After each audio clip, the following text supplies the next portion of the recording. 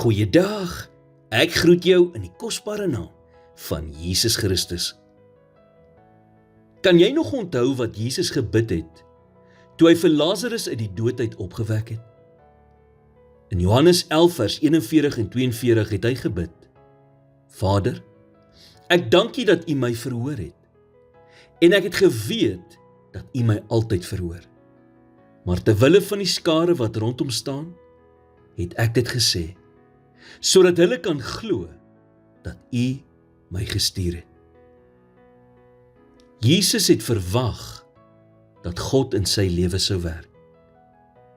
En as jy wil hê dat God groot dinge in jou lewe moet doen, moet jy ook 'n verwagting hê dat God dit sal doen.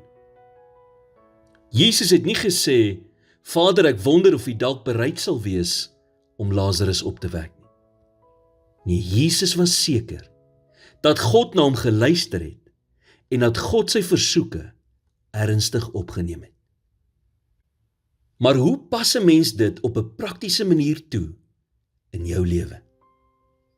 Jy wag met verwagting op God, terwyl jy hom vertrou om vir jou deur te kom.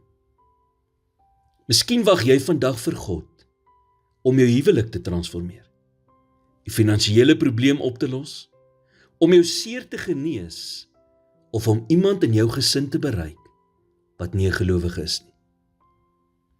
Wat ook al die geval is, verwag jy regtig dat God dit sal doen? God wil wonderlike dinge doen in jou lewe, maar hy wag vir jou om hom te vertrou. Hou dus op om te sê, ek kan nie. Ek kan nie insien dat hierdie huwelik gaan werk nie. Ek kan nie insien hoe ek uit hierdie finansiële krisis gaan kom nie. Ek kan nie insien hoe ek ontslaag gaan raak van my seer nie. Ek kan nie insien hoe hierdie persoon in my gesin tot bekering gaan kom nie. Dit alles is moontlik, want alles is moontlik by God. Jy sien, ek en jy het 'n keuse. Ons kan kies om God te vertrou of nie. Daar is baie dinge in hierdie lewe waaroor ons nie beheer het nie. Maar wat ons wel beheer oor het, is die keuse om God te vertrou. Wil jy hê dat God groot dinge in jou lewe moet doen? Begin dan om jou volle vertroue in hom te sit. Here, terwyl ek vandag besig is om op U te wag, doen ek dit met vertroue op U perfekte tydsberekening en met die wete dat U my gebede volgens U wil sal beantwoord.